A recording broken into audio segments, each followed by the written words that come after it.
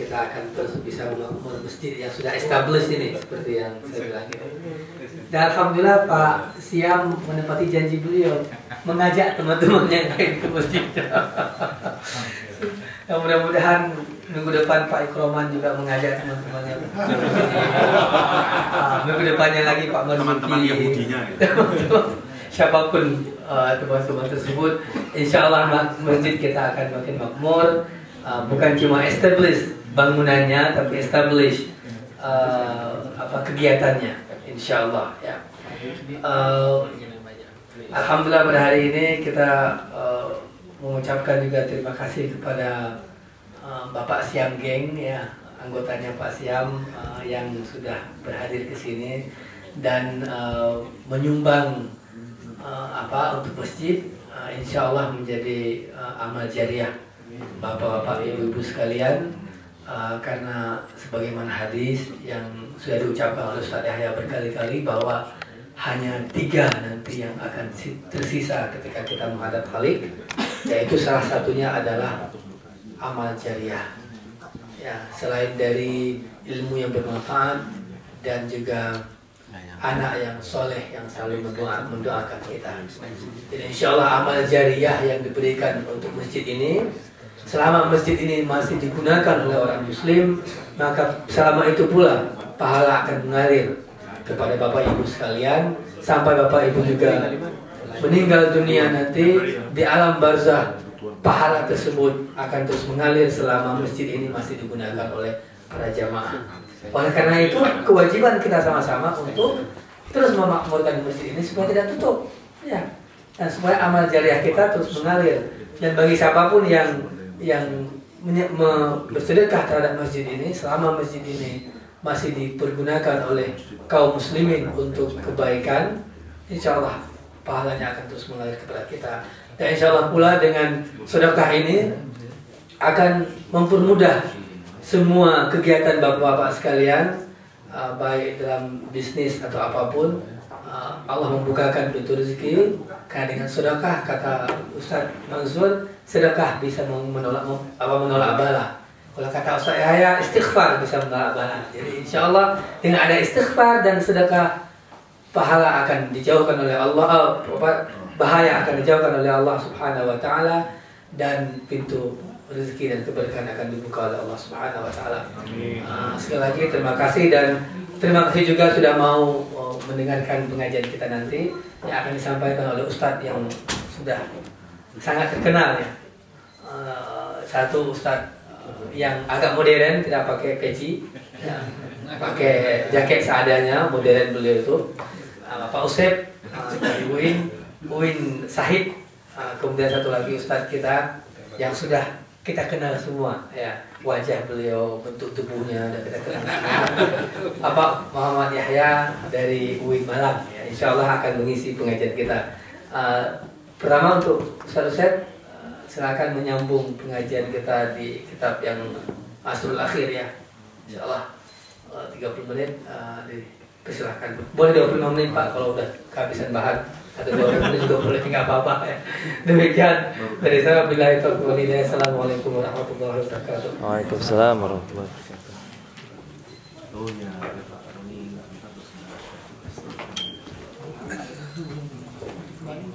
Assalamualaikum warahmatullahi wabarakatuh. Waalaikumsalam. Alhamdulillahirabbil alamin wa bihi nasta'in ala umuri dunya waddin. Wassalatu wassalamu ala asyrafil anbiya'i wal mursalin wa ala alihi wa sahbihi ajma'in, amma ba'd.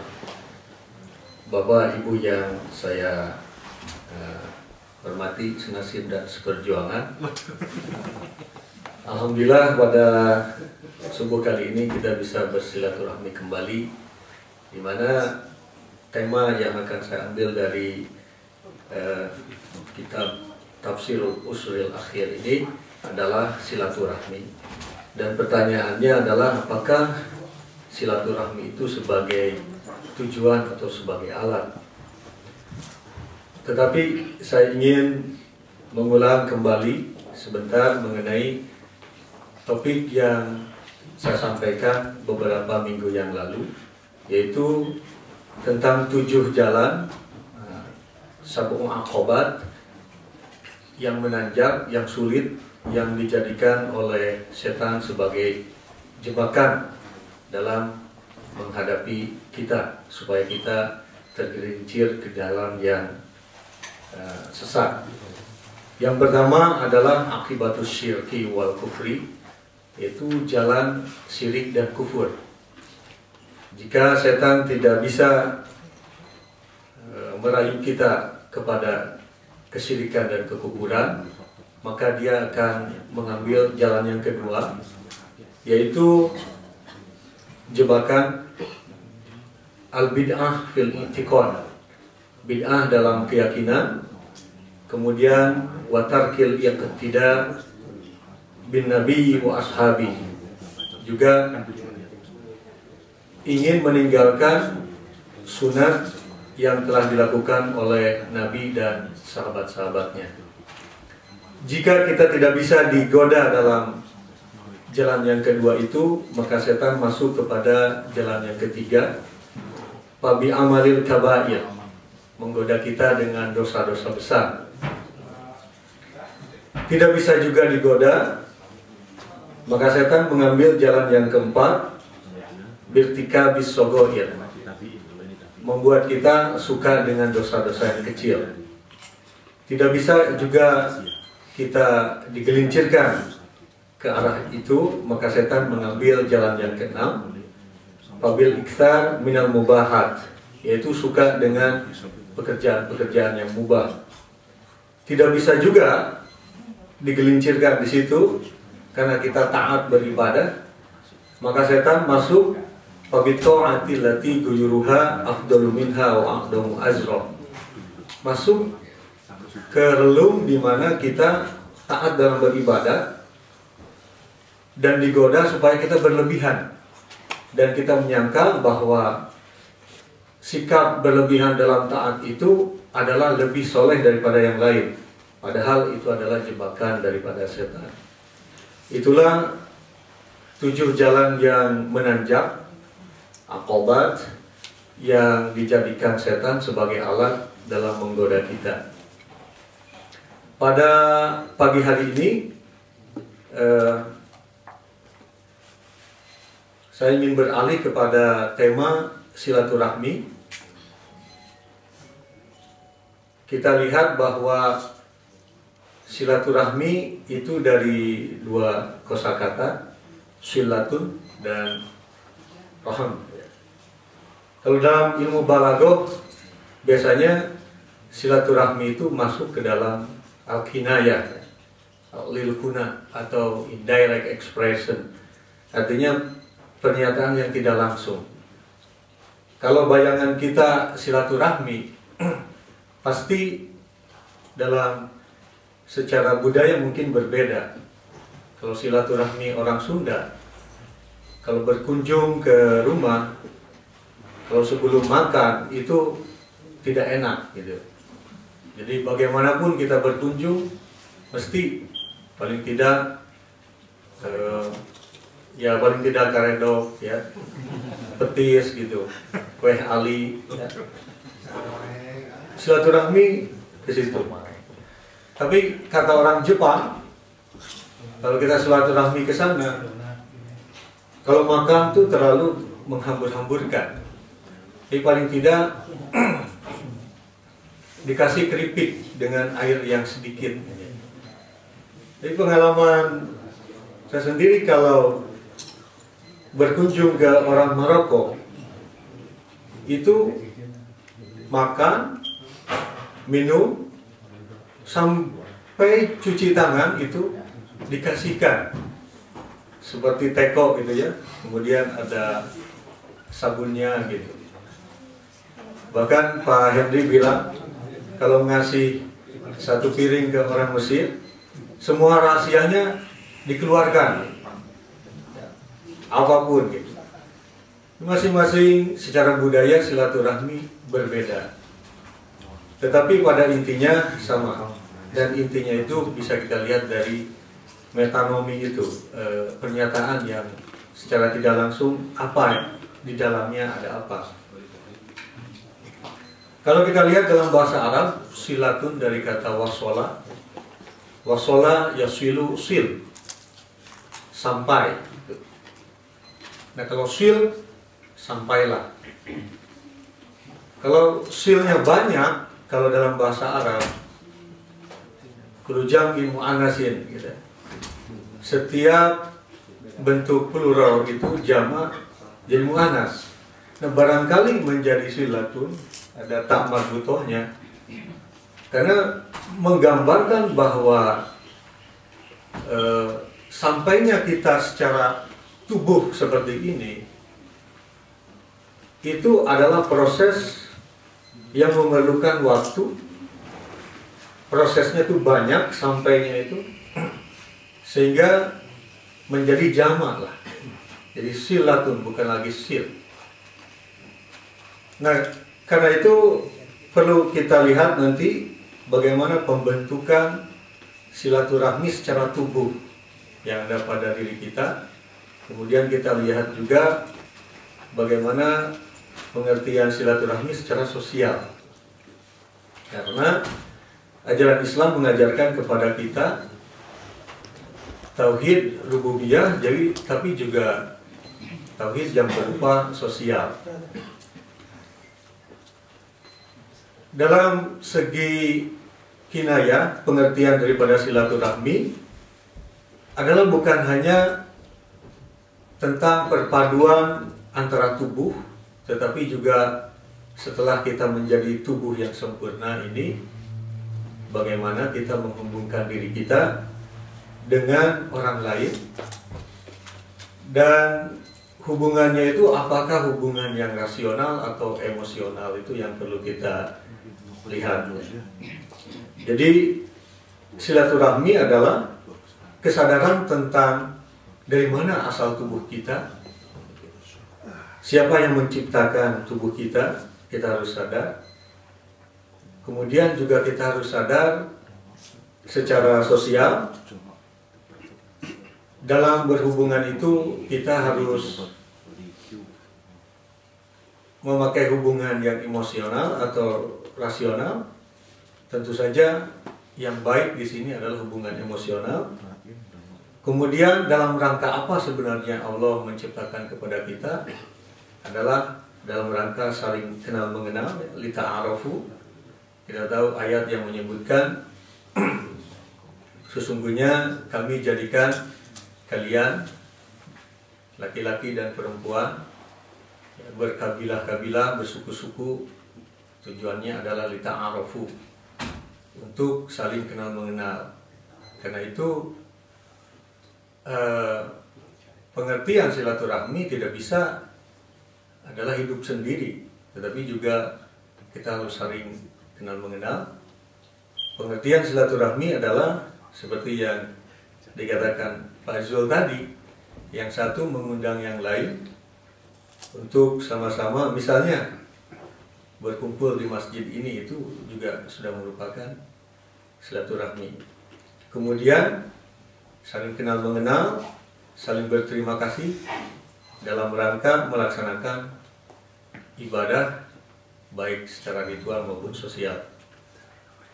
Nah, pengertian silaturahmi secara tidak langsung jadi mencakup kesadaran siapa yang menciptakan kita, bagaimana kita diciptakan, dan untuk apa kita diciptakan.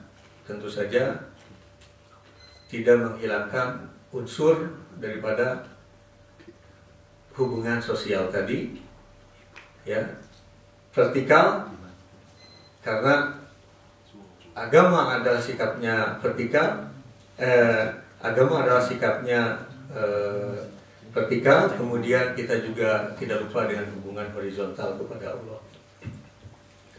Dalam Al-Quran secara fisik pengertiannya bisa kita lihat dalam surat ke-23 ayat 14.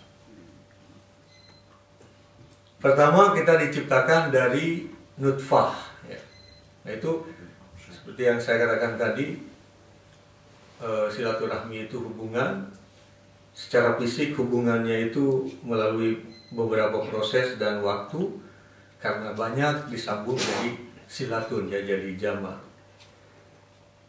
Pembuahan nutfah ya, atau mani, mungkin dalam bahasa kedokterannya perpaduan antara zigot dan ovum.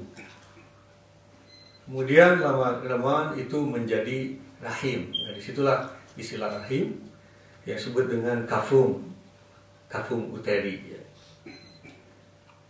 Dari perpaduan zigot dan ovum, nutfah, jadi rahim, kafum uteri. Kemudian lama-lama kalau dipoto itu, karena memang sudah melalui proses itu seperti ada yang menggantung. Dan gantungan itu biasanya dalam bahasa Arab disebut alaqoh. Gantungan bentuknya seperti lintah, seperti cacing, sehingga disebut alaqoh. Dari alaqoh lama-kelamaan menjadi gumpalan daging yang digulung-gulung. Mudgoh ini dari kata bahasa Arab yaitu madogo ya, gulung-gulung. Mudgoh. Dari mudgoh inilah muncul hadis yang lain yang menyebutkan ala wa inna fil jasadi mudgoh. Ingatlah sesungguhnya dalam tubuh manusia itu, in the human body itu ada mudgoh ya. Ada segumpal, biasa diartikan segumpal darah yang sudah menjadi daging. Jika fasadat, jika rusak, fasadat sa'iru amali. Wa idza soluhat, dan jika benar itu mudgohnya, soluhat sa'irul jasad, semua tubuh jadi benar. Allah, ingatlah, wahyal qalbu, sehingga mudgoh itu adalah kalbu. Nah, di sini juga proses penciptaan bermakna juga metanomi, pengertian yang tidak langsung. Artinya ada bentuknya, ada secara fisik, tapi ada pengertian yang lain. Mudgoh secara fisik diartikan daging yang digulung-gulung, dan itu bisa kita lihat.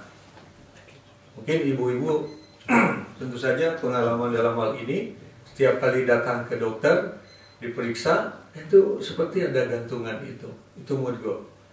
Tetapi arti alegorisnya adalah bahwa mudgoh di sini kolbun. Yang kita lihat kolbun itu dari koluba, artinya bulak-balik, koluba yaklibu. Nah, kalau bulak-baliknya benar semua perbuatan kita. Kalau bulak-baliknya salah semua perbuatan kita. Itulah kalbu. Jadi kalbu yang secara fisik itu adalah daging yang menggulung-gulung, tapi dalam pengertian sosial, mudgoh adalah kalbu, sifat daripada daging. Dan itu sifat itu tidak bisa kita lihat, tidak bisa dideteksi oleh alat mesin. Kalau ibu-ibu datang ke dokter kandungan, yang merasakan ialah kita. Tadi misalnya sebelum berangkat ke masjid, bagaimana perasaan kita? Merasa dipaksa oleh Pak Jul supaya mengundang yang lain. Tapi setelah masuk ke masjid, sholat berjamaah, kemudian kita duduk di sini, bagaimana perasaannya sekarang? Ngantuk, dan lain lagi tuh. Ya. Nah, kemudian saya lihat misalnya nanti kita makan sudah lain lagi perasaannya. Karena itu sifat daripada mudgoh ini bisa bermacam-macam. Mungkin faktanya kita sama berkumpul di sini, tapi pikirannya mungkin berlain-lainan. Ada yang pikirannya ini terlalu lama sekali ngajinya gitu. Ada pikirannya memang ingin betul ngaji. Bermacam-macam, itulah berbulak-balik. Nah, jika pembalikannya itu benar, memasrahkan dirinya misalnya pada Allah gitu ya, maka seluruh tubuh kita juga akan cerdas. Karena itu tubuh ternyata mengikuti daripada pengertian metanomik, pengertian yang tidak bisa dilihat oleh tubuh. Kecerdasan tubuh akan mengikuti kalbu. Coba kalau Bapak Ibu sekalian kerja berat, tapi kalbu kita sedang, seberat apapun, mungkin besi itu bisa kita angkat. Mungkin pengalaman yang di lorong, ya. Seberat apapun kalau itu menikmati, apalagi sebelum berangkat istrinya mungkin mengucapkan kata-kata yang melegakan daripada kata-kata pulang nanti bawa duit yang banyak gitu. Itu pasti akan tertekan. Dan akhirnya ketika membersihkan ataupun apa gitu, itu marah-marah kan. Wah, tetapi marahnya itu berat sekali. Tapi kalau kita misalnya punya tugas berat dan sebelum melaksanakan tugas itu diberikan kata-kata yang menyejukkan, malah kita meminta lagi kerja lebih berat daripada itu. Karena kalbunya menerima, di kalbu menerima, daging kita juga menerima. Sehingga ada giant from within, gitu kan katanya. Raksasa di dalam, seberat apapun bisa kita lakukan. Nah dari mudghah kemudian prosesnya berubah menjadi idham, tulang belulang. Saya bisa bayangkan kalau kita tidak memiliki tulang, Bapak Ibu sekalian, maka seperti ubur-ubur. Ya, bagaimana kita seperti ubur-ubur itu? Dari tulang belulang inilah dibungkus kemudian oleh Allah. Prosesnya adalah dengan laham. Laham itu artinya daging yang utuh. Kalau kita beli daging sapi kan itu utuh sekali, itu ya. Tapi tidak cukup sampai di situ. Allah kemudian mukhallaq. Terakhir, dari mulai nutfah, kapung uteri rahim, alaqah, ya. Kemudian mudghah, idham, tulang, laham, daging, masing-masing seimbang proporsinya. Dan kita yang ada di masjid ini perlu bersyukur karena memiliki tubuh yang sempurna. Tidak ada saya lihat di masjid ini misalnya hidungnya mancung 20 cm, tidak ada.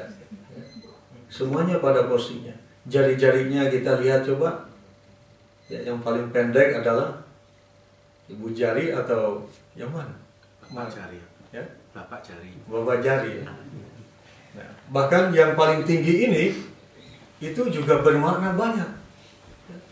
Ada yang bilang, begini itu lain lagi. Mohon maaf. Bahkan dalam hadis itu, hadisnya. Jempol semua. oh ada ini ya, saya dapatkan sini gitu.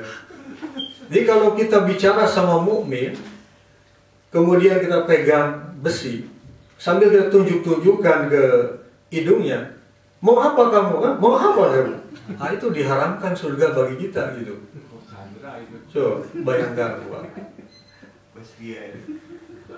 Atau misalnya dengan mempersilahkan tubuh kita, persilahkan gitu, itu mananya lain.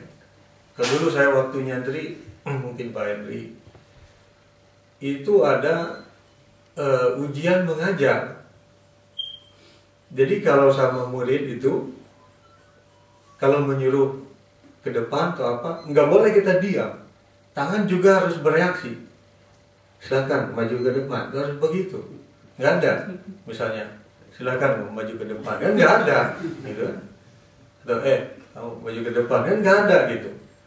Jadi, itu artinya mukholaf di sini bukan berarti saja Allah itu bahwa nutfahnya harus segini, tulangnya segini, bukan begitu.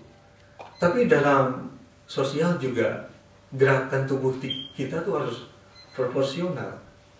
Kalau di Brazil misalnya mengucapkan begini, oh bagus sekali, itu artinya oh ayo berantem sama saya, kan begitu. Lain lagi, itu harus diketahui. Kalau orang Sunda salaman, tentu saja begini kan, nah, sebegini. Orang Jawa misalnya lebih daripada itu.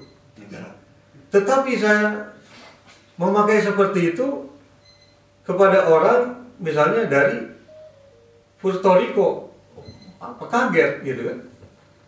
Nah, bahkan salaman ala orang Amerika tuh tangannya harus rapat dan ini harus rapat gitu. Oh, harus begini. Di kita, ketika kita saking akrabnya kita jalan begini, laki sama laki. Tapi di Los Angeles, itu lain lagi. Berarti ini living together. Lain lagi gitu. Kalau di orang sudah bicara, Living together.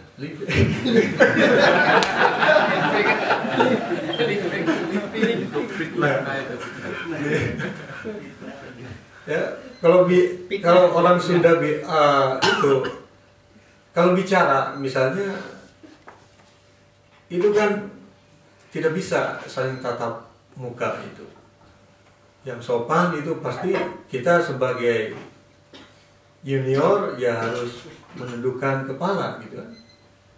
Lain lagi dengan di sini atau di beberapa negara yang lain, kalau begitu kan tidak sopan. Bicara harus Melotot. pandangan mata gitu kan. Jadi keseimbangan tubuh secara proporsional dalam bentuk sosial itu adalah silaturahmi. Kecuali beberapa hal yang kita anggap itu tidak layak, ya. Yang misalnya, dan itu hanya ada pada beberapa situasi saja.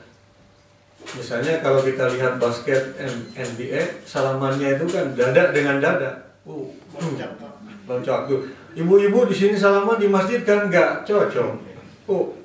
Nggak cocok. Itu hanya tertentu saja. Dan itu muncul begitu saja. Atau di masjid, kuplok gitu. Kan nggak bisa. Nah, Bapak Ibu sekalian, karena itu kita dalam silaturahmi ini di samping sadar akan fisik, sosial, kita perdalam lagi dengan tujuan penciptaan. La in syakartum la azidanakum wa la in kafartum inna azabi lasadid. Bahwa tujuan penciptaan adalah supaya kita bersyukur. Kita melakukan kesyukuran ini juga tidak bisa hanya secara vertikal saja. Tapi bersyukur juga harus ada integrasi sosial. Integrasi sosial dan integrasi spiritual harusnya tuh, karena man lam yaskurinas lam yaskurillah. Yang tidak bersyukur pada manusia berarti juga tidak bersyukur pada Allah. Kita rajin ibadah tetapi tidak pernah mengucapkan terima kasih, itu tidak bisa diterima. Kita tidur dengan kenyang tetapi tetangga kita misalnya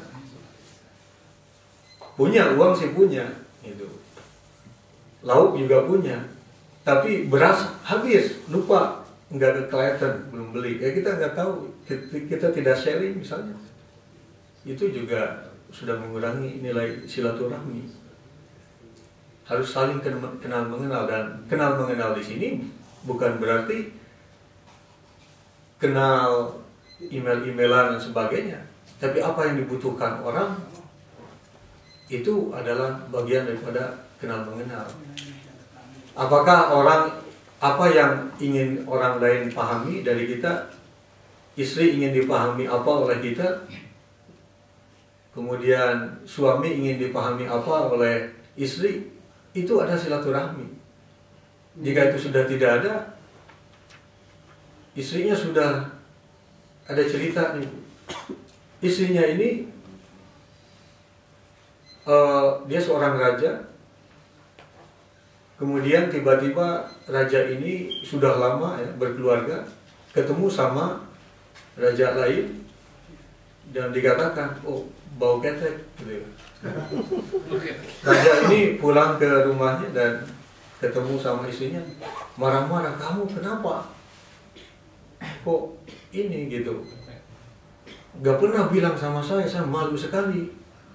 Istrinya bilang, kan saya nggak boleh bertemu sama laki-laki lain selama ini saya mengira bahwa semua laki-laki baunya sama.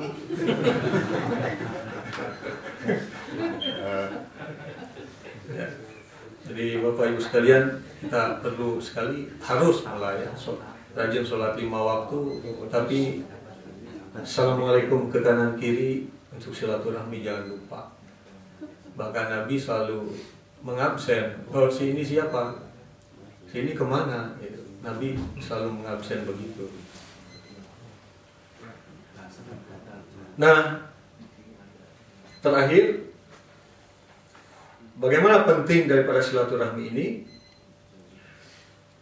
Jadi menciptakan peluang saling mengikat hubungan antara satu orang dengan orang lain.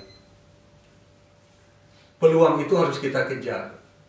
Jangan sampai ada aqobatus syaitan, jalan masuk setan tuh ke situ, jangan sampai.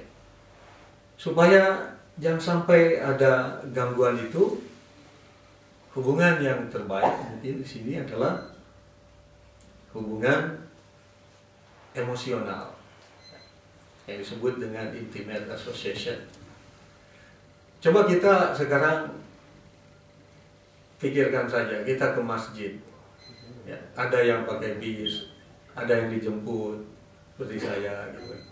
Ada yang menjemput, kemudian ada yang lebih capek lagi, misalnya minta kepada yang lain supaya tolong yang lain diundang. Kan itu nggak dibayar semuanya. Itu hubungan emosional. Nggak ada saya dapat apa, misalnya nggak ada. Ibu-ibu meninggalkan anak dulu sebentar misalnya, bapak juga gitu, walaupun capek misalnya. Atau nanti ada yang kerja tapi masuk dulu, kan itu nggak di ini. Maka yang terbaik menurut saya hubungan yaitu berdasarkan emosional. Tapi kalau sudah rasional, masing-masing memikirkan saya buat apa, gitu. Kenapa? Itu sudah hilang nanti kebajikan daripada silaturahminya. Karena itu Bapak Ibu dan sekalian, bahwa silaturahmi di sini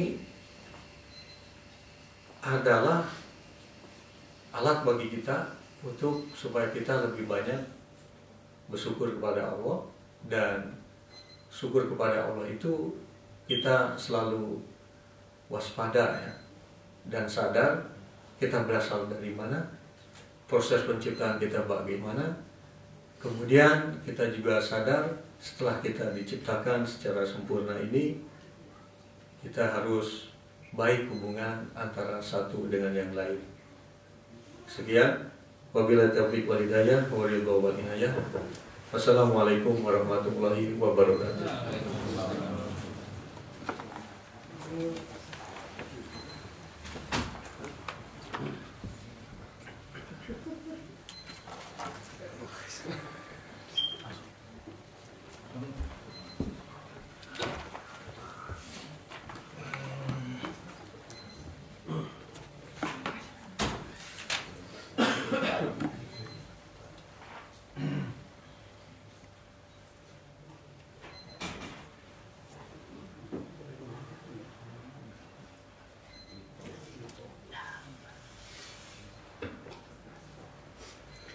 Assalamualaikum warahmatullahi wabarakatuh. Alhamdulillah rabbil alamin, wassalatu wassalamu ala asrafil anbiya wal mursalin wa ala alihi wa ashabihi ajma'in. Asyhadu an la ilaha illallah wa asyhadu anna Muhammadan abduhu wa rasuluhu alladzi balagha ar-risala wa adda al-amana wa nasaha al-ummah wa jahada fi sabilihi haqqa jihadi. Ikhwatal iman, a'azzakumullah. Rasulullah sallallahu alaihi wasallam bersabda dalam hadis sahih, al-mahiru fil Qur'an ma'as safaratil kiramil bararah, kata Rasulullah. Orang yang mahir terhadap Al-Quranul Karim, dia dikelompokkan bersama malaikat-malaikat Allah yang mulia. Lihat derajat orang yang ahli terhadap Al-Quranul Karim. Ahli terhadap Al-Quranul Karim. Kemuliaan seseorang diukur dengan bagaimana interaksi dan involvement dia dengan Al-Quranul Karim. Dengan Al-Quranul Karim. Di pengajian sore tadi di Yayasan Madaniyah, tadi sore saya mengucap satu hadis yang penting juga saya kutip lagi untuk mengencourage kita untuk makin giat berinteraksi dengan Al-Quran, muamalah ma'al Al-Quranul Karim. Kata Rasulullah SAW, yuqalu li sahibil Quran, dikatakan kepada orang yang dijuluki Al-Quran, dijuluki hadis sebagai sahibul Quran, atau orang yang berinteraksi dengan Al-Quranul Karim, orang yang hafal Al-Quran, orang yang membaca Al-Quran. Dikatakan apa nanti di hari kiamat? Iqra, bacalah, wartaqi, dan naiklah, warattil, dan tartillah membaca. Kama tarattil, kama kunta tarattil fid dunya, sebagaimana dulu kamu membaca Al-Quran secara tartil. Kenapa? Fa inna manzilatak, karena posisimu di akhirat, posisimu di surga Allah SWT, di mana? Inda akhiri ayatin taqra'uha, di akhir ayat yang kalian baca. Derajat ruhaniyah, derajat posisi kita kelak masuk surga Allah SWT ditentukan sejauh mana kita berinteraksi dengan Al-Quranul Karim. Sejauh mana kita berinteraksi dengan Al-Quran. Semoga pagi ini kita dikelompokkan sebagai orang-orang yang mencintai Al-Quranul Karim, yang insya Allah dikelompokkan ma'as safaratil kiramil bararah, dengan malaikat-malaikat Allah. Sebagaimana yang kita sudah rumuskan bahwa sebelum Ibnu Katsir kita mengawali dengan kajian Ahlul Jannah. Kemarin kita membahas satu hadis, salah satu yang membuat kita menjadi ahli surga adalah saling mencintai karena Allah SWT. Hari ini saya ingin juga merinci satu hal yang juga menjadi penyebab kita masuk surga adalah menangis karena Allah SWT. Menangis karena Allah SWT. Tangisan itu sebenarnya bermula dari ini dulu. Ada 3 adab kita berinteraksi kepada Allah SWT, sebagaimana yang kita rumuskan dari surat Al-Fatihah. Ya. Kalau kita membaca surat Al-Fatihah, misalnya di ayat yang pertama atau Imam Syafi'i yang ayat kedua, kalau kita menyatakan Alhamdulillahirabbil alamin, kira-kira perasaan yang muncul apa? Segala puji bagimu ya Allah. Kira-kira apa yang muncul itu? Takut, benci, apa cinta? Cinta yang muncul pertama kali. Kalau saya bilang Ar-Rahman, Ar-Rahim, Engkau ya Allah yang Maha Pengasih, Maha Penyayang, yang muncul apa? Cinta, takut, atau pengharapan? Pengharapan, rojak yang kedua. Kalau kita ngomong Maliki Yaumiddin, ya Allah, Engkau lah penguasa di hari kiamat ya Allah, di mana semua orang akan telanjang. Kira-kira apa yang muncul di perasaan kita? Khauf. Cara kita berinteraksi dengan Allah pertama kali yang harus hadir adalah cinta kepada Allah SWT. Hub pertama. Setelah itu baru rojak. Setelah itu baru khauf. Tiga-tiganya ini ada di dalam Al-Fatihah. Tiga-tiganya harus hadir ketika kita baca Alhamdulillahirabbil alamin, membumbung cinta kita kepada Allah SWT. Baru kalau sudah Ar-Rahmanir Rahim, berharap kita sangat angkat kasih sayang Allah SWT. Begitu kita masuk Maliki Yaumiddin, kita merasa takut. 3 ini adalah sifat berinteraksi, muamalah dengan Allah SWT. Tergantung mana nanti yang lebih kuat. Kalau orang yang nyembul dalam interaksi dengan Allah munculnya cinta, dia nikmat ibadah. wah kurang-kurang itu ibadah itu. Kalau mau dia bisa sepanjang malam dia ibadah. Saya kasih contoh. Umar bin Khattab ketika membaca surat surat At-Tur, saya baca dari Jawahirul Kafi dari Imam Ibnul Qayyim al-Jauziyah. Katanya Umar bin Khattab qara'a surat At-Tur, ya. Umar bin Khattab membaca surat Tur wa kitabim mastur sampai ayat ke-7, inna adzaba rabbika lawaqi', ya. Sesungguhnya azab Tuhanmu itu pasti terjadi. Pasti akan menimpa semua orang yang maksiat kepada Allah SWT di akhirat. Pasti akan dihukum orang yang berbuat maksiat. Apa yang dilakukan Umar? Baka, menangis Umar bin Khattab. Wastadda buka'uhu, dan makin menangis terus, diulang lagi, hatta marodoh, sampai sakit Umar bin Khattab. Lihat, bayangin, apa yang muncul ini? Khauf, hub, apa roja? Khauf. Itulah salah satu halawatul iman. Salah satu manisnya iman, sweetness of iman, itu bisa muncul karena 3 hal ini. Bisa hub, bisa roja, bisa khauf. Bisa khauf, tergantung Allah ngasihnya di mana. Kalau dalam ilmu akhlak ini disebut dengan ahwalun nafas, ahwalur ruhaniyah, ya.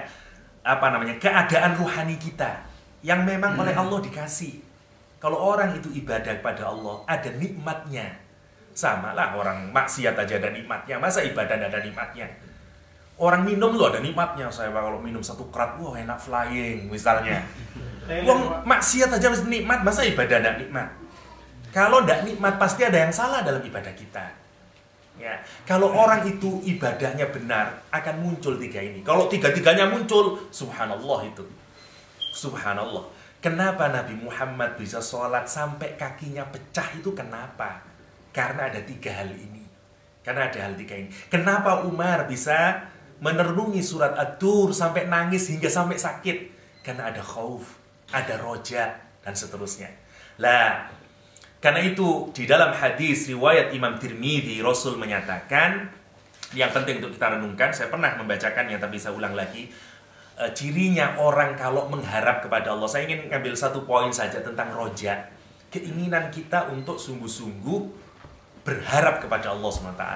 Kata Rasulullah, cirinya, kata Ibnul Qayyim, ciri orang yang berharap kepada Allah ada 3 hal. Dan orang yang roja itu ahli surga. Orang yang mengharap kepada Allah SWT itu ahli surga. Cirinya ada 3. 1, mahabbatun mayarju. Dia cinta terhadap apa yang diharapkan. Bohong kita ini kalau menganggap kita mengharapkan sesuatu kepada Allah SWT, tapi tidak kita mencintai apa yang mengantarkan, apa yang kira-kira mengantarkan harapan itu. Saya kepingin surga Pak, tapi nggak mau ibadah. Bohong dia, tidak mengharap surga itu. Wong kita kalau mencintai seorang gadis, mahabbah kita, wah semua usaha itu kita lakukan. Itu ciri yang pertama orang roja, mahabbah. Yang kedua, khaufuhu min fawatihi. Dia takut untuk kehilangan. Dia takut dia tidak mendapatkan. Dan yang ketiga cirinya, sa'yuhu fi tahsilihi bihasbil imkan. Maka dia akan melakukan usaha untuk menghasilkan apa yang diharapkan dengan sebaik mungkin. Karena itu kata Rasulullah, man khofa adlaja. Siapa yang takut, maka dia akan bersegera itu. Dia bersegera untuk menjemput itu. Kalau kita ketakutan, pasti kita akan lari terbirit-birit. Ya. Kalau kita takut sama neraka, gak mungkin kita menyanyiakan itu akhirat. Gak mungkin kita gak serius ibadah. Persoalannya apa? Kita gak takut sama akhirat. Kita tidak takut sama neraka Allah SWT. Kata Rasulullah, man khofa adlaja. Wa man adlaja balaghal manzil. Siapa yang sungguh-sungguh, siapa yang cepat-cepat segera ingin menempuh perjalanan itu karena dia takut, dia akan sampai di tujuan. Kalau kita ingin mencari surga Allah SWT, tapi nyantai, take it easy man, misalnya, ya gak bisa itu. Gak bisa. Wong kata Rasulullah, adlaja. Kalau kita mau pingin sampai, harus cepat-cepat. Harus cepat-cepat. Balaghal manzil. Kenapa? Karena kata Allah SWT, karena kata Rasulullah SAW, ala inna sil'atallah ghaliyah. Karena perniagaan dengan Allah SWT itu mahal. Mahal. Jual beli dengan Allah itu mahal. Untuk dapat surga Allah itu mahal. Untuk dapat kasih sayang Allah itu mahal. Gak bisa dengan tidak serius. Urusan dunia aja kita serius, apalagi urusan akhirat. Ya. Wa ala inna sil'atallah al-jannah. Sesungguhnya perniagaan dengan Allah SWT itu dikasih surga oleh Allah SWT.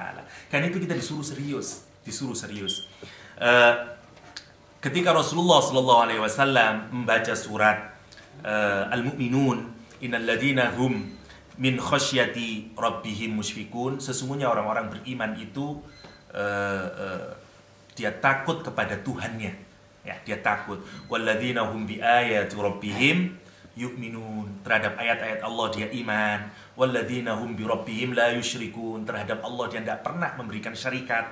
Walladzina yu'tuna ma ataw wa qulubuhum wajilatun annahum ila rabbihim raji'un, dan mereka adalah orang-orang yang memberikan sebagian apa yang rezeki yang dikaruniakan oleh Allah kepada dia, dan hatinya ini tergetar. Ya, karena apa? Karena dia mengharapkan kepada Allah, karena dia rojak pada Allah SWT. Ulaika yusari'una fil khairat. Mereka itulah orang-orang yang bersegera melakukan kebaikan, wa hum laha sabiqun. Aisyah bertanya kepada Rasulullah SAW setelah ada baca surat Al-Mu'minun itu. Kata Aisyah, ahumul ladzina yashrabuna al-khamra wa yaznuna wa yasraqun. Kata Aisyah, ya Rasul, apakah mereka itu orang-orang yang berzina, orang-orang yang pernah minum khamr? Apakah mereka itu orang-orang yang mencuri? Apa kata Rasulullah? Walakinnahumul ladzi yasumun wa yusallun wa yatasaddaqun wa yakhafuna alla yataqabbala minhum. Enggak, mereka bukan orang yang peminum, mereka bukan orang pezina, mereka orang yang sholat, mereka orang yang zakat, mereka orang yang takut kepada Allah. Semua ibadahnya itu tidak diterima oleh Allah SWT. Dia punya takut. Ya, kalau kita mau jadi ahli surga, hadirkan perasaan ini.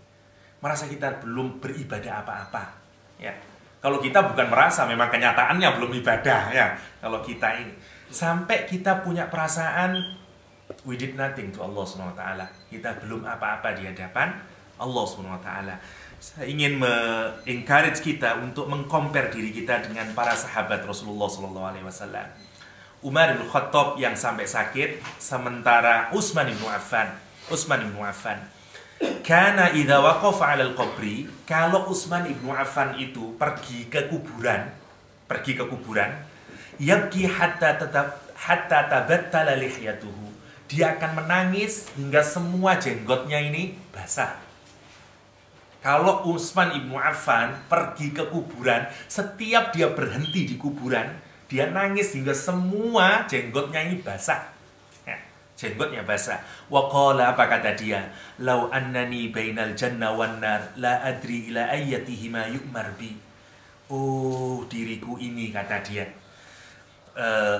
sesungguhnya aku ini berada di antara surga dan neraka, tapi aku tidak tahu aku akan diperintah untuk masuk kemana oleh Allah SWT. Either saya ini masuk neraka atau masuk surga. Kata Utsman bin Affan, sungguh bahagianya kalau aku ini hanya menjadi sekedar tanah, sehingga aku tidak diarahkan menuju neraka Allah SWT. Itu Utsman bin Affan, orang yang sangat mulia, menantu Rasulullah SAW. Seperti itu, menunjukkan apa? Khaufnya kepada Allah dan rojaknya untuk mendapatkan surga Allah SWT. Mari kita bandingkan dengan diri kita masing-masing. Ya, gak usah mengoreksi orang lain, koreksi diri kita masing-masing. Kita ini pernah beramal apa? Serius apa kita dalam hal ibadah? Sungguh-sungguh bagaimana kita ini beramal soleh dengan dalam muamalah dengan Allah SWT.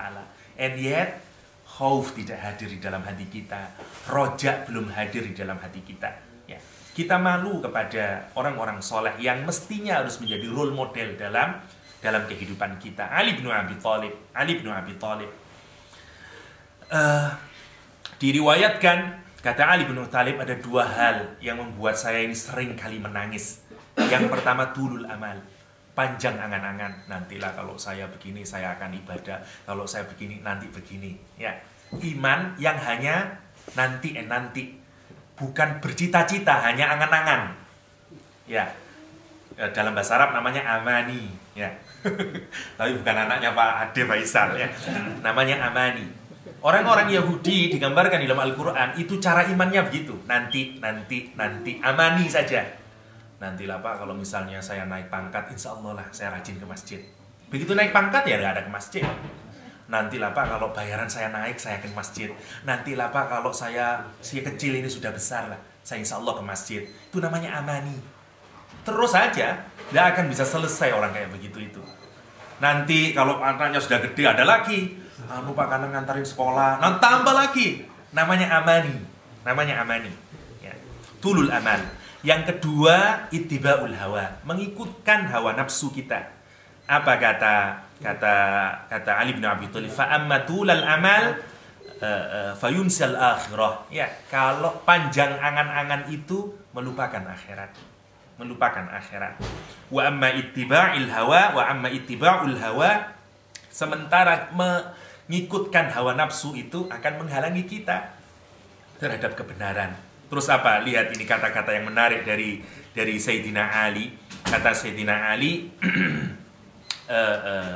ala wa inna dunya, ketahuilah sesungguhnya dunia, kata Sayyidina Ali, qad wallat mudbirah, sungguh akan berlalu dunia ini.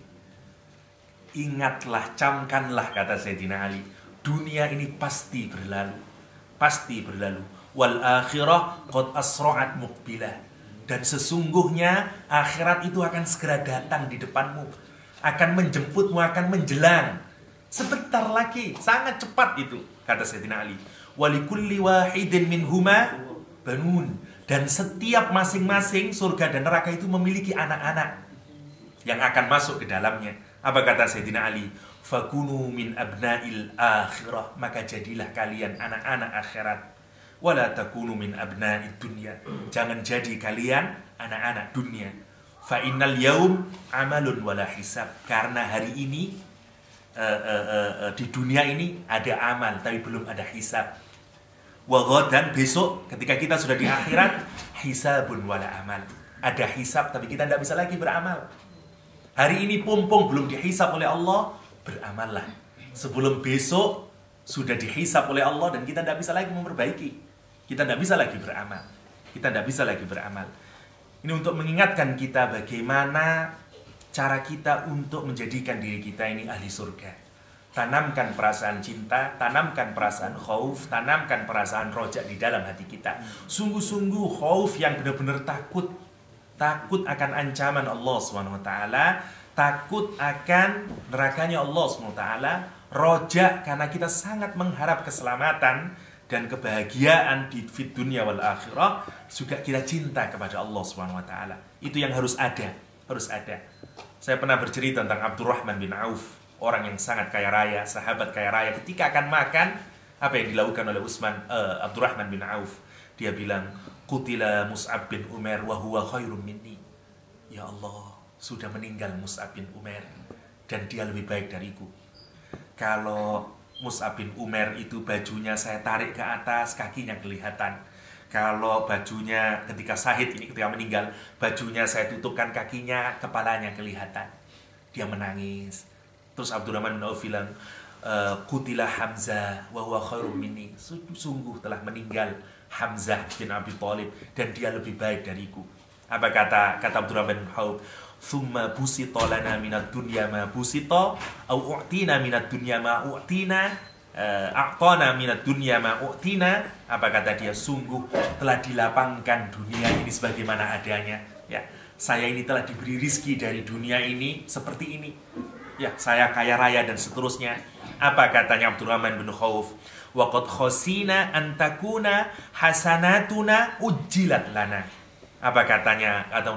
Saya takut ya Allah, jangan-jangan semua nikmat ini adalah kebahagiaan yang kau segerakan, biar saya nanti di akhirat tidak dapat kebahagiaan lagi.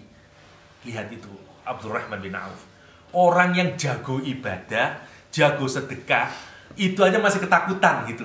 Saya takut jangan-jangan saya ini, kenikmatan saya ini memang semuanya dikasihkan di dunia. Jangan-jangan saya nanti di akhirat tidak dapat kesenangan. Karena ciri kalau Allah benci terhadap orang adalah dihabiskan kesenangannya di dunia. Semuanya dikasih oleh Allah SWT. Itu ciri puncak Allah sudah tidak senang, yang biasa disebut dengan istidroj. Cirinya Orang maksiat terus saja dikasih rizki sama Allah SWT. Itu ciri Allah nggak senang sama kita. Bukan ciri dapat kemuliaan itu. Ciri dapat istidraj dari Allah SWT.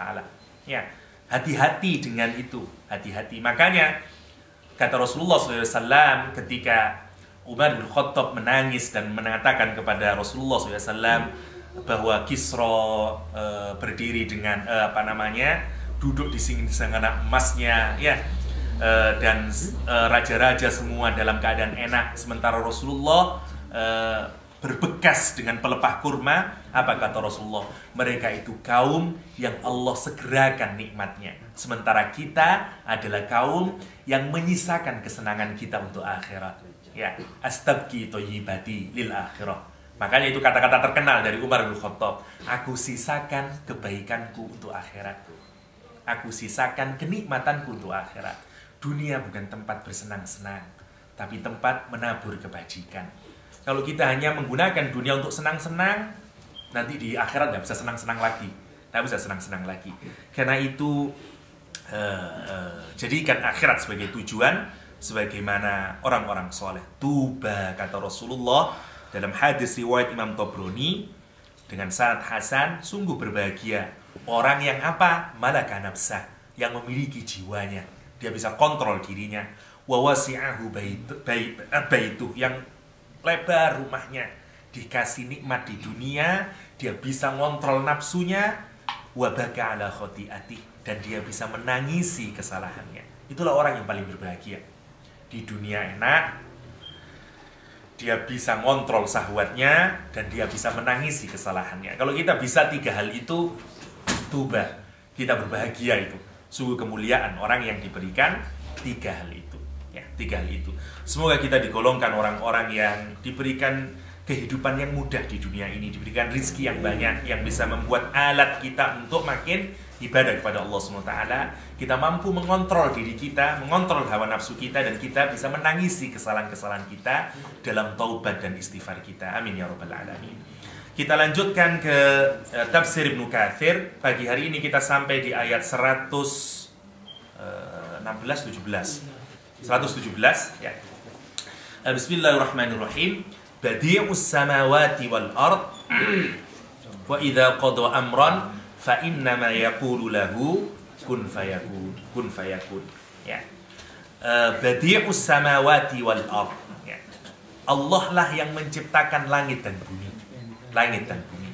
Fa idza qada amran fa innama yaqulu lahu kun fayakun. Jika Allah menghendaki sesuatu, maka Allah mengatakan kun, dan jadilah. Dan jadilah. Mari kita lihat satu-satu. Kata badi', ya, langsung saja saya baca dari Ibnu Katsir, ay khaliquhuma, yakni pencipta dari langit dan bumi, ala ghairi mithalin sabaq, menciptakan sesuatu yang sebelumnya tidak ada contohnya. Ya. Makanya dari kata ini terambil kata bid'ah. Ya. Bid'ah itu sama dari kata badi', sama dengan ini. Badi'us samawati wal ard. Badi', bid'ah itu sama. Bid'ah adalah melakukan sesuatu yang dulunya nggak ada contohnya dari Rasulullah SAW. Makanya disebut bid'ah. Badi', salah satu sifat Allah adalah al-badi'. Kenapa? Karena dia menciptakan sesuatu yang tidak ada contohnya sebelumnya. Manusia tidak bisa menciptakan sesuatu tanpa contoh. Kita ini tidak bisa. Makanya kita bukan creator. Ya, karena semua yang kita ciptakan itu pasti berasal dari our previous knowledge. Gambaran kita saja, imajinasi kita itu juga berasal dari sesuatu yang pernah kita pahami sebelumnya. Kita mau gambar ini, mau itu, sudah ada itu pengetahuan sebenarnya, entah karena kita pernah singgah di suatu tempat, kita menggambarkan sesuatu yang jelas, kita tidak bisa mendescribe sesuatu tanpa pengetahuan sama sekali. Tanpa pengetahuan sama sekali, itu bedanya. Kalau Allah, dia bisa menciptakan sesuatu from nothingness. From nothingness, ya. Ini yang disebut dengan badi'. Yang disebut dengan badi'. Qala Mujahid wa Sudi, berkata Imam Mujahid dan As-Sudi, wa huwa muqtadal lughah.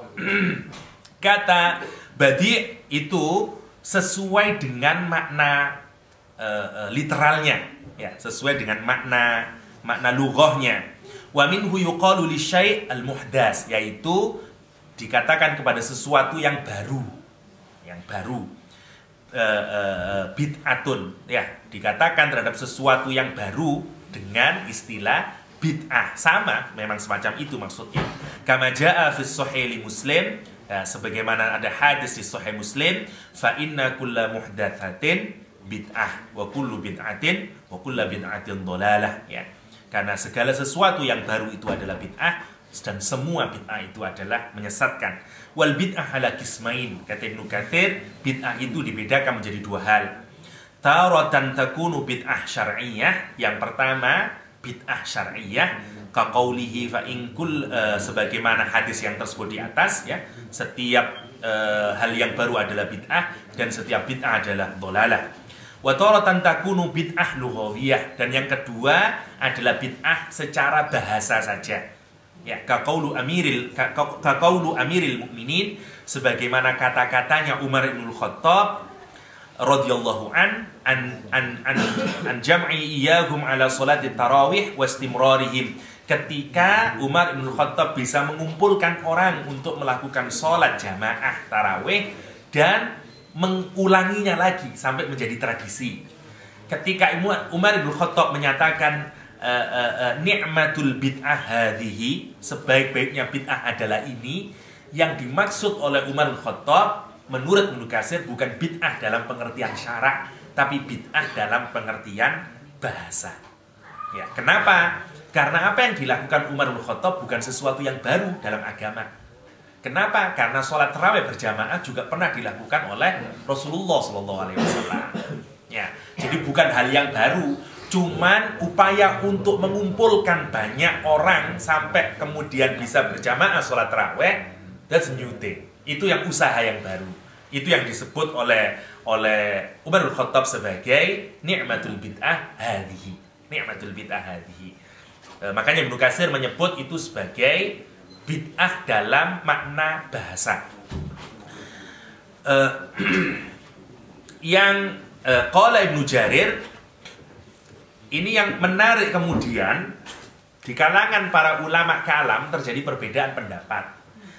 Kalau Allah itu, nanti saja kalau pada kun fayakun, kita skip dulu. Wa qala Ibnu Jarir wa badi'us samawati wal ard mubdi'uha. Ibnu Jarir menyatakan yang dimaksud dengan badi'us samawati wal ard adalah yang membikinnya, ya, mubdi'uha, wa innama huwa muf'ilun fasurrifa ila fa'il. Sebenarnya ini sama dengan kata muf'il yang kemudian dirubah menjadi fa'il. Kama sarrafal mu'lim ilal alim wal musmi' ila sami' wa ma'nal mubdi' al munshi' wal muhdas ma lam yasbikuhu ila insya'i mithlih wa ihdathi ahad. Ya, sama maknanya.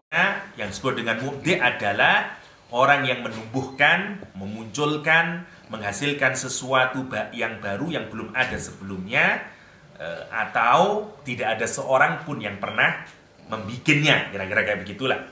Qala walidzalika summiyal mubtadi' fid din mubtadi'an. Karena itu orang yang melakukan inovasi yang baru di dalam agama disebut dengan mubtadi'.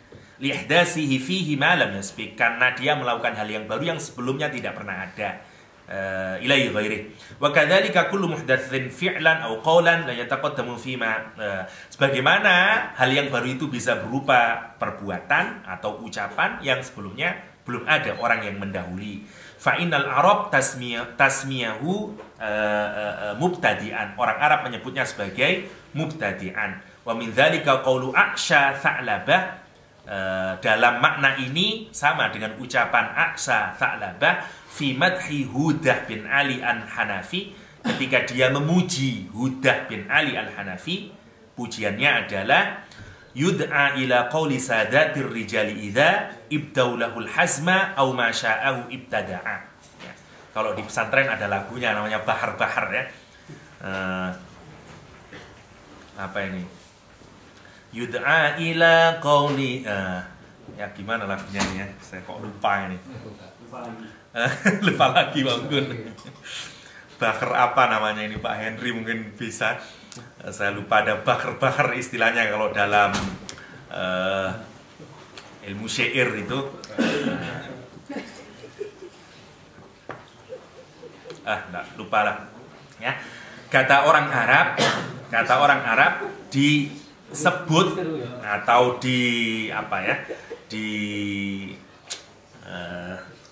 dikenal atau dipanggil ya, orang itu sebagai sadatur rijal, sebagai pemimpinnya laki-laki, idza abdaulahul hasma, kalau dia bisa punya tekad yang sangat kuat, tidak peduli dengan yang lain, dia bisa kuat punya tekad, au masya'ahu ibtadaan, atau dia bisa memunculkan sesuatu kreasi yang baru.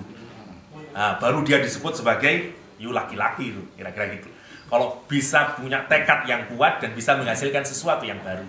Ini spiritnya kayak orang Amerika juga ya, orang Arab. Jadi kalau kita bisa berkreasi yang baru, nah, that's man, kata dia. Itu laki-laki katanya. Kalau cuma membebek doang dan seterusnya, dia tidak laki-laki. Nah, di sini yang disebut dengan ibtada'a sebagai makna memunculkan sesuatu yang baru. Ya. Qala Ibnu Jarir, fa ma'nal kalam fa subhanallahi ata yakunu lillahi walad. Yang dimaksud dengan kalimat badi'us samawati tadi untuk menunjukkan kemahasucian Allah SWT, bahwa Allah itu tidak memiliki anak.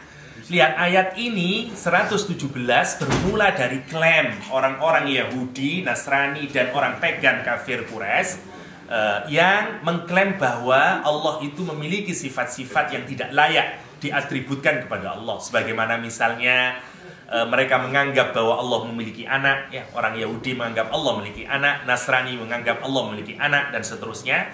Dan itu yang ditentang oleh Al-Quranul Karim dengan kata-kata badi'us samawat. Sebenarnya Al-Quran menentang, kalau kita baca dari ayat 115 kemarin, paling tidak ada beberapa penentangan. Allah menentang false claim dari orang-orang non-Muslim. Yang pertama, Allah menegaskan bahwa segala sesuatu itu milik Allah. All belong to Allah. Kalau segala sesuatu itu milik Allah, dengan sendirinya Allah tidak membutuhkan apapun, hatta anak. Itu yang cara Allah membantahnya. Walillahil masyriq wal maghrib. Makanya Allah menentang, karena semuanya milik Allah, makanya it doesn't make sense kalau Allah masih butuh punya anak, punya istri. Cara Allah menjawab yang pertama. Yang kedua, Allah menunjukkan kullun lahu qanitun. Ya, semua itu tunduk kepada Allah SWT. Artinya Allah itu powerful. Kalau Allah punya anak, Allah tidak powerful. Itu cara Allah menjawab. Yang ketiga Allah menjawab adalah Allah itu pembuat segala sesuatu, creator of everything, badi'us samawati wal ardh. Kalau Allah yang membuat segala sesuatu, tidak mungkin Allah punya anak, karena anak merupakan creation of Allah SWT. Kira-kira gitu. Dan yang keempat, nanti Allah menunjukkan sangat powerfulnya Allah, karena begitu Allah ingin sesuatu, mengatakan kun saja sudah jadi. Nah, 4 ini sudah cukup untuk membungkam orang yang masih menyandarkan atribut-atribut yang tidak tepat untuk Allah SWT. Ya. Lillahi, semua milik Allah. Yang kedua, segala sesuatu tunduk di hadapan Allah Subhanahu wa Ta'ala. Yang ketiga, Allah sebenarnya pencipta segala sesuatu. Dan yang terakhir, bahwa Allah itu punya power yang sangat spektakuler, yang tidak bisa digambarkan bahkan oleh ilmu kita. Nanti kita masuk ke sana. Wa huwa maliku ma fis samawati wal ard, dan Allah itulah raja langit dan bumi. Ya, tasyhadu lahu jami'uha bidala latiha alaihi bil wahdaniyah, yang menyaksikan semua makhluk Allah SWT dengan petunjuk keesaan Allah SWT, karena segala sesuatu ini hanya menunjuk kepada tauhid. Ya, segala sesuatu sebenarnya, segala sesuatu mau fil afaq wa fi anfusihim, ya, baik yang nampak di alam semesta atau di dalam diri kita masing-masing, karena itu semuanya merujuk kepada yang satu. Yang kalau di dalam kebudayaan Jawa ada cerita Dewa Ruci yang masuk ke satu, juga menunjukkan unsur tauhid sebenarnya, karena intinya nanti semuanya menuju kepada tauhid, wa tuqiru lahu bitta'ah, dan semuanya tunduk kepada Allah SWT dalam ketaatan. Ya. Wa huwa bari'uha, dan Allah itulah yang mengaturnya, menciptakannya, wa khaliquha wa mujiduha, dan Allah yang mewujudkannya, min ghairi aslin wala mithalin ihtadaha alaih, yang tidak ada asal, tidak ada contohnya sebelumnya. Ya. Wa hadza i'lamun min Allah ibadahu anna mimma yashhadu lahu bidzalikal masih. Ini juga informasi dari Allah Subhanahu wa taala kepada hamba-hambanya bagaimana sebenarnya kejadian Nabi Isa alaihissalam, ya, alladzi adhafu ila Allahi bunuwatihi, ya, yang orang-orang menyandarkan bahwa mereka adalah anak-anak Allah SWT. Wa ikhbaru minhu lahum an alladzi ibtada'a as-samawati wal ard min ghairi aslin wa ala ghairi mithal huwa alladzi ibtada'a al-masih min ghairi walidin bi qudratihi, untuk menjadikan gambaran bagi mereka itu kalau Allah yang menciptakan langit dan bumi tanpa ada contohnya dan tanpa ada asalnya sebelumnya, maka Allah ketika menjadikan Nabi Isa sama, tidak butuh Allah dengan orang tuanya, ya, karena Allah bisa menciptakan apapun saja from nothingness, kira-kira gitu. Lah kalau cuma menciptakan Nabi Musa aja ada ibunya, ya lebih mudah. Menciptakan alam semesta ini tidak ada awalnya, tidak ada contohnya, dari nothingness gitu, kira-kira kayak begitu. Dan ini yang menarik, ya, menarik karena di kosmologi hari ini kita juga percaya bahwa alam semesta juga berasal dari nothingness, ya. Dan ini menarik di sini, nama Allah SWT adalah Badi'us Samawati wal Ard, zat yang menciptakan sesuatu yang tanpa asal sebelumnya, ya. Kita ingat bersama-sama bahwa proses terjadinya alam katanya berasal dari satu entitas atau satu bahan yang zero volume. Zero volume itu dalam fisika itu nothing, nggak mungkin ada sesuatu yang zero volume. Gimana coba? Nggak ada yang zero volume itu, karena itu nothingness. Karena nothingness maka pasti ada yang membikin, itu kan kayak begitu logikanya. Cuman karena dasar beberapa fisikawan itu memang pijakan filsafatnya adalah ateis, maka mereka mencoba melawan lagi meskipun secara logika sebenarnya udah ditemukan itu. Nggak bisa, nggak, pasti harus ada creator itu. Cuman persoalannya, wah, mereka bermain seperti antara telur dan ayam saja kemudian, ya. Kan itu berasal dari nothingness, tapi nothingness-nya nanti meledak Big Bang jadi alam semesta. Berarti sebelum jadi nothingness dulu ada Big Bang lagi. Jadi muter seperti mana yang lebih dulu, ayam apa telur? Telur dari mana? Dari ayam. Ayamnya dari mana? Dari telur. Terus saja gitu. Dan itu sebenarnya tidak saintifik, hanya sekedar retorika filosofis, ya. Karena ini, dan yang ini menarik karena Badi dalam bahasa Arab punya relevansi yang erat dengan konsep asal muasal penciptaan alam semesta yang juga berasal dari nothingness. Dan ini yang menarik, ini ajaib sekali menurut saya, ya. Tidak tahu, semoga saya benar, ya. Ini yang menarik.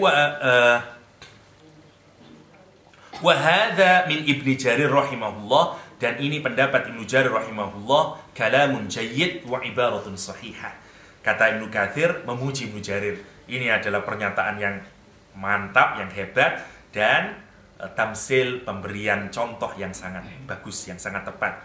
Wa qauluhu ta'ala, ya, itu yang disebut dengan Badi'us Samawati wal Ard. Satu, kata-kata Badi'us Samawati wal Ard sebenarnya munasabahnya untuk mengcounter false claim dari non-muslim sebelumnya tadi, yang menyatakan bahwa Allah punya anak dan seterusnya. Oleh Allah disikat habis itu sebenarnya secara jawaban, ya.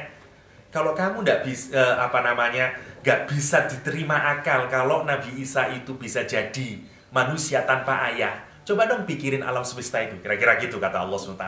Aku bikin alam semesta itu nggak ada awalnya itu. Kalau aku bisa bikin sesuatu yang tanpa awal, maka pasti lebih mudah bagiku menciptakan seorang manusia yang sudah ada ibunya, kira-kira kayak begitu. Lah, itu yang oleh Allah disebut Badi'us Samawati wal Ard. Nah, itu yang pertama. Yang kedua, cara Allah membalasnya adalah, lihat, kalau orang, jawabannya bukan hanya sekedar iman. Ini indahnya Al-Quranul Karim.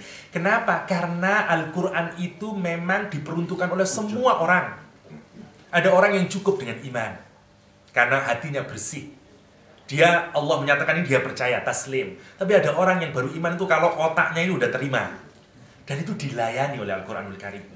Dilayani. Bagi orang yang masih tidak percaya, tidak percaya itu, renungkan itu Badi'us Samawati wal Ard. pahami benar itu dan seterusnya. Kita akan sampai pada konsep misalnya alam semesta from nothingness. Oh iya ya, sama ini badi' namanya dalam bahasa Arab ya. Wa idza qada amran fa innama yaqulu lahu kun fayakun. Kalau Allah menghendaki sesuatu, maka atau Allah ingin menciptakan sesuatu atau menghendaki sesuatu, maka Allah cukup mengucapkan kun fayakun. Kata qada dalam Al-Qur'an memiliki banyak makna. Di antaranya qada itu satu bermakna naza'a atau intaha, habis, waktunya udah habis. Misalnya wa idza qadaitum manasikakum, kalau kamu sudah selesai ya manasikmu, fadhkurullah, maka ingatlah Allah Subhanahu wa taala. Qada di sini bukan bermakna menghukumi, tapi bermakna selesai ya. Al-Quran misalnya lagi qada bermakna if'al ma turid, kerjakan apa yang kamu kehendaki. Misalnya faqdi ma anta qad. Ya, faqdi di sini bukan berarti maka hukumlah, bukan. Lakukanlah sekehendakmu. Ini jawaban para tukang sihir ya. Ketika orang yang paling jelek di zaman Fir'aun adalah para tukang sihir yang menggunakan ilmunya untuk deceiving people ya, dan untuk melawan Nabi Musa. Ini sejelek-jeleknya orang, tapi ajaibnya dialah orang pertama yang embrace Islam, yang iman kepada Nabi Musa. Kita tidak pernah tahu kok. Jangan menyangka yang imannya hebat, yang iman itu dari golongan ini, enggak. Justru tukang sihir yang pertama kali iman kepada Nabi Musa. Begitu iman, maka Fir'aun menyatakan qala amantum lahu qabla an adzana lakum. Kata Fir'aun, kamu iman kepada Nabi Musa sebelum aku izini? Kata dia, kalau kamu tetap iman, apa di dalam Al-Quran? Wala usollibannakum, wala uqatti'annakum, saya akan potong-potong itu tanganmu, kakimu, kata Fir'aun. Wala usollibannakum fi judhu'in nahl, maka kamu akan aku salib di pohon-pohon itu, di pohon-pohon kurma itu. Wala lamunna asyaddu adzaban wa abqa, maka aku akan tunjukkan betapa dahsyatnya siksaanku ya. Bayangkan, apakah mereka berbalik keimanannya? Ini baru iman ini. Begitu sudah di tongkatnya jadi ular. Di dalam hadis, di dalam Ibnu Katsirnya jelaskan, hebatnya tukang sihirnya Nabi Musa itu, tongkatnya dilempar itu jadi sebukit. Jadi dalam Ibnu Katsir, sebukit ular. Coba bayangkan kalau ada sebukit ular, satu gunung ular, siapa yang tidak takut? Bahkan Ibnu Katsir dijelaskan, even Nabi Musa itu takut. Yang pertama kali kena sihir, sebenarnya Nabi Musa duluan. Itu yang kemudian yang disebut oleh Al-Quran sebagai khifatam Musa. Yang Nabi Musa juga takut. Ini kena dulu sihir, tapi oleh Allah diingatkan, ya. Jangan takut, innaka antal a'la. Kamu itu menang. Baru oleh kemudian disuruh melempar dan melumat segunung ular itu. Lah begitu dilumat, orang sihirnya tahu ini bukan sihir, ini beneran ini. Maka itulah dia yang pertama kali iman kepada Nabi Musa. Tapi begitu Fir'aun tahu, kamu akan saya potong tanganmu, akan saya potong kakimu, akan aku salib engkau, apa jawaban mereka? Lihat jawaban orang yang hebat dari orang-orang. Saya kadang-kadang merenung betapa hebatnya orang kalau sudah disentuh oleh iman. Kadang-kadang saya ngiri, apakah iman saya jauh lebih, kayaknya iman saya jauh lebih buruk dari tukang sihir di zaman Fir'aun. Yang hanya mengenal satu kali, muamalah dengan Nabi Musa sekali, sudah sehebat itu imannya. Oleh Fir'aun dipotong aja, dia malah nantang. Lihat itu. Qalu mereka, aku tidak akan menukar keyakinanku terhadap Islam, terhadap apa yang dibawa oleh Nabi Musa, dengan tantangan kamu itu. Kata dia, faqdi ma anta qad. Lakukan apa yang kamu lakukan. Silahkan, potong tangan saya, potong kaki saya. Ini yang disebut faqdi ma anta qad. Kata-katanya menarik, faqdi ma anta qad. If'al ma tu'mar. Terserah kamu, lakukan apa yang kamu kehendaki. Apa kata dia? Innama taqdi hadhil hayatad dunya. Karena apa yang kamu lakukan, hukuman yang melakukan itu hanya hukuman di dunia.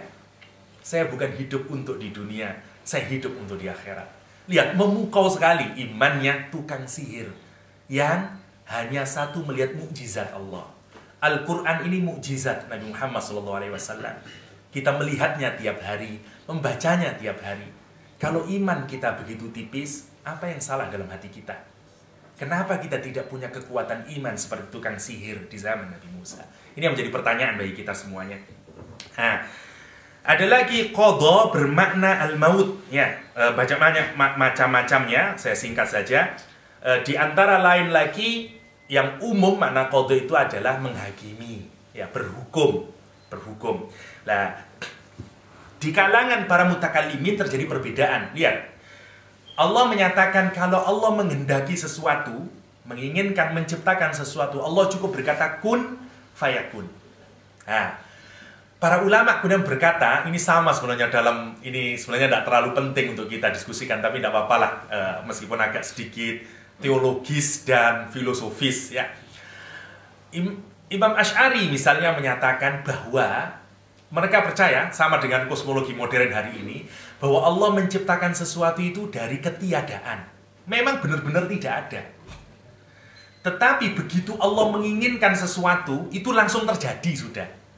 Jadi bukan ada jadah waktunya. Kata Asy'ari, ini untuk menunjukkan bahwa tidak ada interval antara keinginan Allah dan kejadiannya. Kita tidak bisa memahami, karena ini bagian dari ilmu Allah SWT. Tapi ini Allah hanya ingin menjelaskan bahwa proses creation itu tidak butuh interval waktu, kira-kira begitu. Dan dia berasal dari nothingness.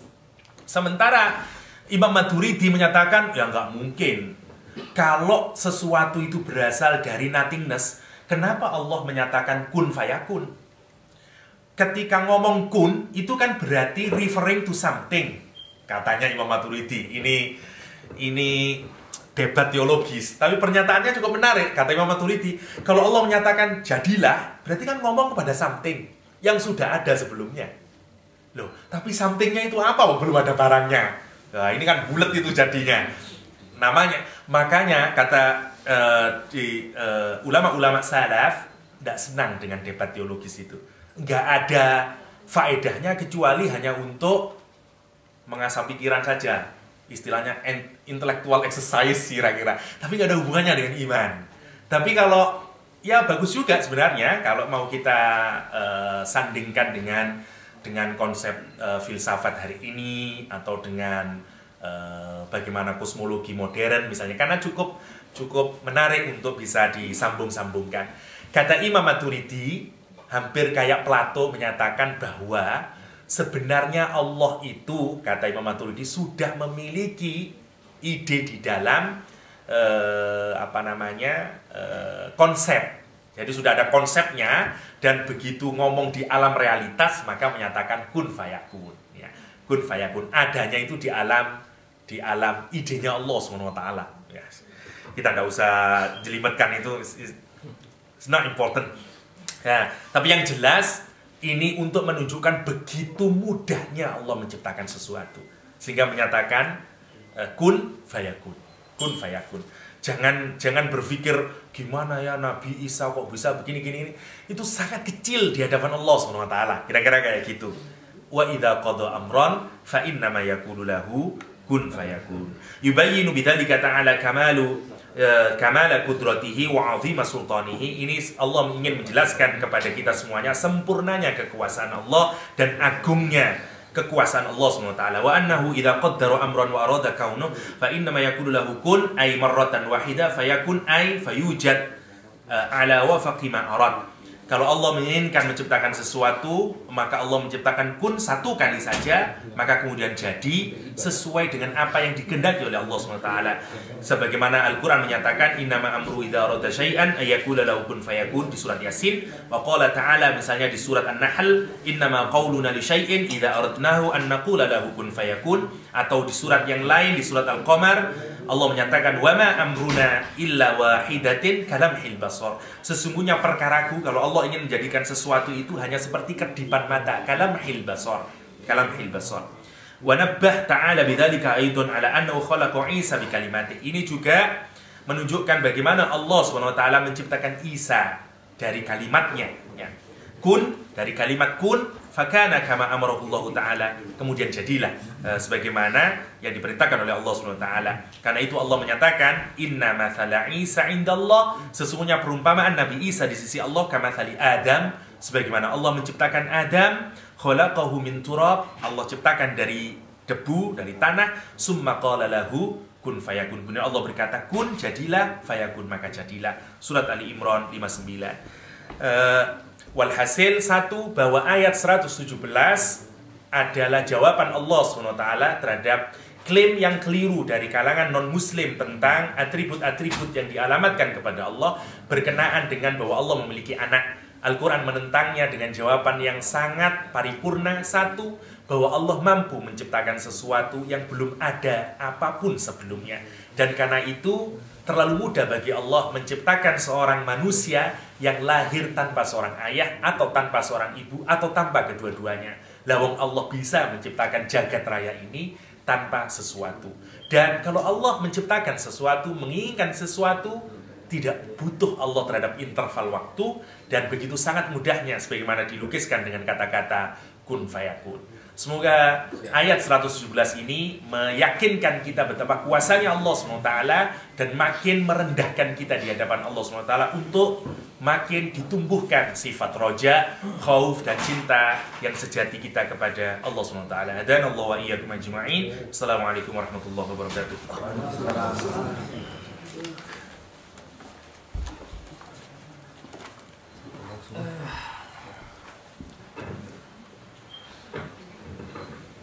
Terima kasih kepada Ustaz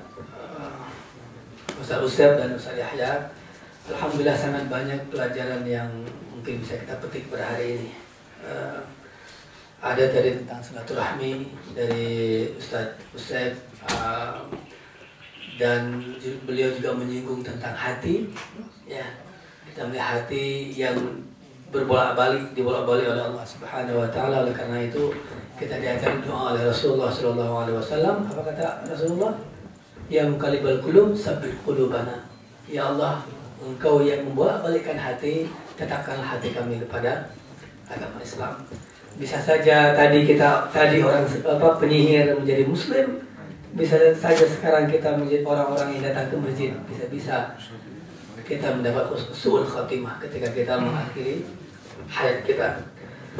Kemudian ada beberapa hal lain yang juga sangat penting yang Ustaz Yahya sampaikan dalam kita beribadah kepada Allah Subhanahu wa taala. 3 hal yang harus kita miliki: hub, rasa cinta; raja, rasa harap; dan khauf, rasa takut kepada Allah Subhanahu wa taala. Ya. Dan ketiga-tiga ini kalau kita usahakan untuk kita hadirkan dalam diri kita. Ya. Tadi juga disinggung tentang maut, ya, tentang kita mengejar mengejar peluang. Kalau kita takut kepada Allah, maka kita lari untuk mengejar kasih sayang Allah Subhanahu wa taala. Saya teringat sebuah kejadian yang mungkin sudah pernah saya ceritakan di sini pada tahun 2007, kalau tidak salah. Ibu dosen di tempat saya mengajar bersama suaminya ketika takbir Idul Adha sama-sama berwuduk, ya, mempersiapkan diri untuk sholat Idul Adha. Ya. Kedua-duanya sehat walafiat seperti kita sekarang ini. Suaminya selesai berwuduk, masuk kamar, ingin berpakaian.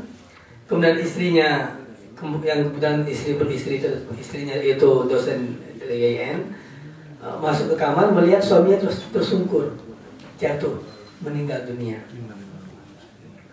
Pada beberapa menit sebelumnya sama-sama berwuduk dan bapak ini minta izin untuk berpakaian terlebih dahulu di kamar, tapi apa yang terjadi? Meninggal dunia. Allah mencabut nyawa beliau pada saat itu. Nah, kenapa rasa khauf, raja dan hub itu belum muncul sama kita? Karena kita masih merasa maut masih lama, masih jauh dari kita. Ya, kita semua ingat bahwa kita semua tahu bahwa kullu nafsin za'iqatul maut, semua kita tahu, Pak, tapi kita masih belum bisa meresapi di hati kita. Apakah kita yakin kalau hari ini kita berbuat maksiat, besok kita masih hidup? Apakah kita yakin kalau sebelum tidur kita belum melaksanakan sholat, besok pagi kita masih bisa sholat? Tidak ada yang yakin itu bisa terjadi. Ya. Kejadiannya di depan mata kami. Ya, kami betul-betul shock, nggak tahu apa yang terjadi. Itu yang muncul. Dan itu sama yang terjadi ketika Rektor IAIN Araniri dulu, kalau tahu ada yang meninggal ditembak. Itu di pagi-pagi hari setelah beliau sedang mengetik, sehat walafiat. Pak Sufyan Idris, Profesor Dr. Sufyan Idris, Safwan Idris. Jadi ketika beliau lagi mengetik, ada yang gedor pintu, minta pintu dibuka, beliau datang, didor, meninggal di tempat. Apakah pada saat itu 2 menit yang lalu beliau tahu bahwa 2 menit yang akan datang beliau sudah meninggal? Tidak ada yang tahu. Ya itu. Jadi mudah-mudahan rasa bahwa suatu saat maut itu akan menghampiri kita harus betul-betul kita tanamkan di hati kita. Ya. Dan itu memang akan terjadi. Ya mudah-mudahan kalau itu terus kita pegang, kita takut untuk berbuat maksiat ya. Takut kita untuk berbuat maksiat, kita akan betul-betul siap untuk menghadapi mati. Tadi juga disebut tentang istidraj, disinggung oleh Ustaz tentang istidraj. Allah memberikan kita kenikmatan, kebahagiaan yang luar biasa di dunia, kelapangan rezeki. Tapi muqimun 'alal ma'asiyah itu fa'lamu bahwa istidraj. Itu sebagaimana hadis yang kita bacakan pada pertemuan sebelumnya. Wa idza ra'aitan nas yu'tihi Allahu ma yuhibbu wa huwa muqimun fi ma'siyat, kata Rasulullah. Apabila engkau melihat seorang manusia diberikan semua yang dia cintai oleh Allah, diberikan semua, wa huwa muqimun fi ma'siyat, tapi dia itu muqim, dia tetap dalam maksiat, fa'lamu innahu istidraj. Ketahuilah itu adalah istidraj. Allah nggak senang sama kita, jadi biarin. Sama seperti kita yang udah nggak peduli sama anak kita, mau buat apa-apa, terjadi yang apapun yang terjadi silakan, kamu pergi sana pergi kemari, I don't care. Itu artinya kita sudah tidak sayang sama anak tersebut. Begitu juga oleh Allah diberikan semua kenikmatan di dunia sehingga Allah punya alasan untuk tidak memberikan kebahagiaan apapun nanti di akhirat. Mudah-mudahan semua yang pelajaran yang kita dengar tadi bisa kita cecamkan di hati kita. Al-Quran sebagai mukjizat yang paling besar, mudah-mudahan bisa meluluhkan hati kita ya. Tuh Al-Quran aja ditaruh di bukit-bukit itu bisa meleleh, kok hati kita tidak. Ya itu yang harus sama-sama kita camkan. Tidak ada tanya jawab hari ini, mohon maaf Bapak Ibu, karena sudah ada pesan dari dapur, jadi harus disegerakan ditutup. Makanya saya tadi memberikan rangkuman summary yang agak sedikit lebih mantap. Ya, dan terima kasih kepada Bapak Siam dan para kolega atas sumbangan sarapan pagi. Ya, ketika makan nanti baca Bismillah, jangan lupa supaya pahalanya mengalir kepada yang bersedekah. Ya. Amin ya Rabbal Alamin. Ketika makan jangan banyak ngobrol ya. Jadi makan yang khusyuk ya. Demikian saja. Wabillahi taufiq wal hidayah. Assalamualaikum warahmatullahi wabarakatuh. Ada yang saya Pak. Ada Pak.